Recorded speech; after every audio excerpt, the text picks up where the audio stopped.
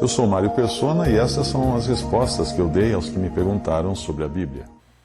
O versículo 6, ele esclarece muitas dúvidas com respeito a quem é a pessoa do Senhor Jesus Cristo. Porque em toda a Bíblia nós vemos que Deus não permite a adoração de qualquer outro que não seja do próprio Deus. E aqui, no entanto, ele está citando Hebreus 1:6. Ele está citando uma passagem do Antigo Testamento, o Salmo 89, 27. Ele disse: também o farei meu primogênito, mais elevado do que os reis da terra. Eu creio que o texto de Hebreus 1:6, que ele está se referindo, talvez seja o Salmo 97, versículo 7. Confundidos sejam todos os que servem imagem de escultura, que se gloriam de ídolos. Prostrai-vos diante dele todos os deuses. Esse dele aqui, eu creio que ele esteja falando do Filho, não é? Várias passagens do Antigo Testamento falam de honrar e adorar o Filho. Começando lá no Salmo 2, fala dos povos. Tu és meu filho, hoje te gerei, pede-me, eu te darei os gentios por herança e os fins da terra por tua possessão. E beijai o filho, para que não ire e pereçais no caminho. Depois o Salmo 89 também fala bastante a respeito do Filho, a respeito do Senhor. O Salmo 97, o Senhor reina. Confundidos, no versículo 7, versículo 6, os céus anunciam a sua justiça e todos os povos veem a sua glória. Confundidos sejam todos os que servem imagens de esculturas, que se gloriam de ídolos. Prostrai-vos diante dele, todos os deuses. Depois o Salmo 104 também vai falar dele como Criador. Salmo 45, Salmo 102. Então tem várias passagens que nós encontramos no Antigo Testamento. Aliás, eu acredito que todos os capítulos de Hebreus mencionam uma ou mais vezes o Antigo Testamento. E Deus jamais iria propor que os anjos adorassem outro que não fosse Deus. E nós sabemos que o Senhor Jesus é Deus e é o Filho de Deus. E é Deus e homem agora. Depois de encarnado, ele também é homem. E aqui no versículo 6 de Hebreus, a palavra diz para todos os anjos de Deus adorarem a Cristo, adorarem o Senhor Jesus Cristo.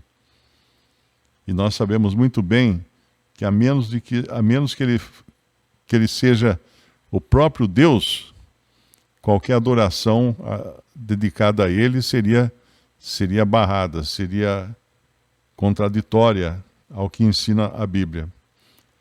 E no versículo 7 também nos fala dos anjos que são colocados à sua disposição. E quanto aos anjos diz: faz dos seus anjos espíritos. A outra tradução, que é a tradução atualizada, a versão revista e atualizada, faz dos seus anjos ventos e de seus ministros labareda de fogo. Duas coisas que os anjos podem fazer sob o comando de Cristo, ou seja, executar rapidamente as suas ordens e também trazer juízo sobre este mundo. E agora no versículo 8 é tão claro, tão cristalino, né? Mas do Filho diz: ó Deus, ó Deus. O que mais alguém precisa para perceber que está falando aqui desse que é a segunda pessoa da Trindade Pai, Filho e Espírito Santo?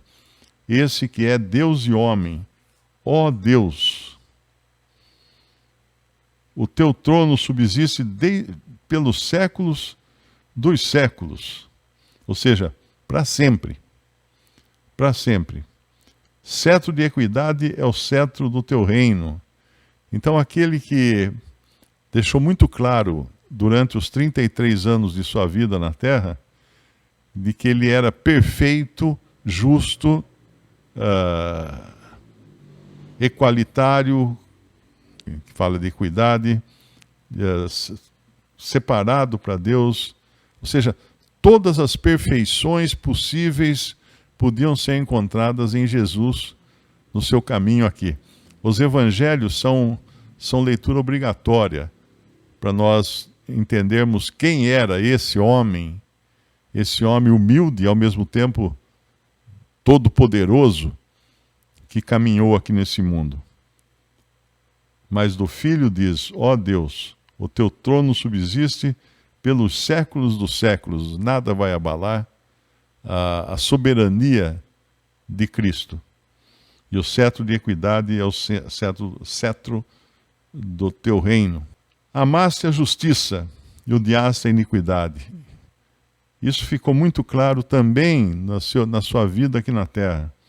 Um homem perfeito, justo em todos os seus caminhos e, ao mesmo tempo, amoroso, misericordioso.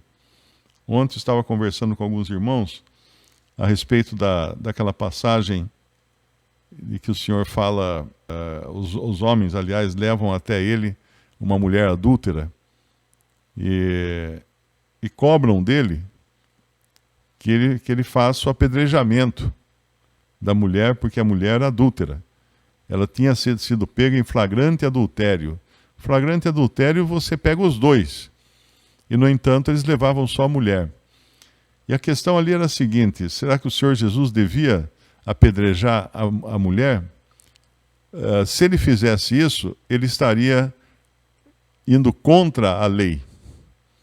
Porque quando você vai lá em acho que é Deuteronômio 20, se não me engano, na lei que fala de como tratar com adúlteros, com um casal de adúlteros, lá diz para eles serem apedrejados.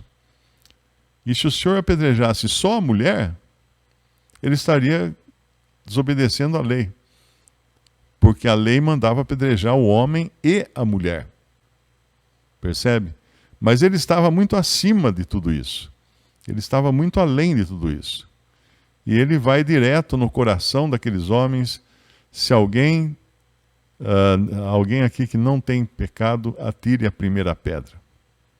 Pronto, e aí, começando dos mais velhos para os mais novos, todos caíram fora, porque as suas consciências acusavam. Eles tinham pecado, eles tinham culpa também. Eles também eram réus, culpados e dignos de apedrejamento. Eles deviam ser apedrejados ali. Mas o interessante é que só uma pessoa foi perdoada, recebeu do Senhor palavras de perdão, não é? Nem eu te condeno, vai e não voltes a pecar. Só uma. Quem foi a mulher? Quem foi a pessoa única que recebeu palavras de perdão? Aquela que ficou no lugar do apedrejamento. Aquela que sabia que era pecadora, sabia que tinha transgredido a lei, mas não fugiu. Ficou diante do único que poderia apedrejá-la, Jesus. Então, o lugar mais seguro para qualquer pessoa estar é na presença do único que pode condenar a pessoa, Jesus. Nós sabemos que uma maneira de você escapar de um incêndio, aqui em Limeira uma época plantava-se muita cana, né? Ainda plantam, né? Muita cana. Mas teve uma época que costumava morrer gente às vezes, porque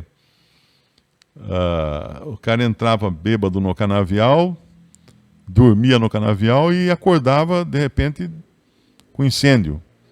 Porque eles na época, a colheita da cana era feita manualmente. Hoje são máquinas, né? E manualmente, para o pessoal entrar no meio da cana, mesmo com aquelas roupas todas cobertas de chapéu, de máscara, de botas, de proteção nos braços, quem conhece cana sabe que a folha da cana é uma navalha. Então, para não se machucar muito, né, eles punham fogo no canavial. Era um fogo controlado. Eles sabiam mais ou menos onde colocar o fogo e até onde o fogo devia ir, e viam o vento, que lado ia o vento e tal. Então colocavam um fogo controlado no canavial. Aqui na cidade ficava terrível, porque a cinza, né, da cana queimada cobria os quintais, todo mundo ficava desesperado tentando limpar, lavar, varrer. Mas às vezes entrava algum bêbado no meio do canavial e acabava dormindo lá dentro, sem saber que estavam queimando, né? Que estavam pondo fogo no canavial. E aí depois, no dia seguinte, 2 dias depois, iam achar lá só o corpo do cara esturricado, queimado, né? Porque você não tem para onde fugir. Um canavial queimando e com fogo de alta velocidade, com ventos fortes, você não tem onde fugir. Teve agora recentemente aquela ilha lá no Havaí, que teve um incêndio e queimou a ilha, grande parte da ilha queimou. Eles estão noticiando que tem cerca de 100 pessoas que morreram, mas agora já saiu uma lista que tem mais de 1.000 desaparecidos. E muitas pessoas se jogavam no mar para fugir do fogo, porque não tinha para onde sair. É uma ilha, o último lugar era o mar, né? A praia, e entrar na água. E o fogo vinha queimando atrás. Mas então tinha muito disso, de pessoas morrerem queimadas no canavial, aqui na minha região. Existe uma maneira de você sobreviver a uma queimada de um canavial. A maneira é você ter um isqueiro ou uma caixa de fósforo. Porque você vendo de onde vem vindo o fogo, com o vento, você pega e coloca fogo no lugar onde você está. E ali você começa um fogo ali, e esse fogo começa a queimar e se afastar de você. Aí você espera um pouco e pisa dentro do lugar que o fogo já queimou. Aí quando o fogo do incêndio chegar até o seu lugar, você está no lugar onde o fogo já queimou. Então o único lugar seguro no incêndio é estar onde o fogo já queimou. A clareira que o fogo criou, o fogo que você colocou, a clareira que ele criou. E assim é também com relação ao Senhor Jesus. Embora todo mundo tenha medo, né, dele, porque ele é o juiz que irá julgar vivos e mortos, o único lugar seguro é estar onde o fogo já queimou. E onde é que o fogo de Deus, do juízo de Deus, já queimou? Na própria pessoa do Senhor Jesus Cristo.